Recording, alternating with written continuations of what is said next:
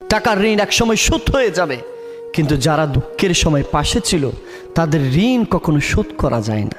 আর মনে রাখবেন, আপনার দুঃখের সময় যে আপনার পাশে ছিল তাকে কখনো কষ্ট দিবেন না। তার উপকারের কথা মনে রাখা এটা সুন্দর মনুষ্যত্বের পরিচয়। মনে রাখবেন, আপনার যে উপকার করেছে আপনি কখনো তাকে ভুলে যাবেন না।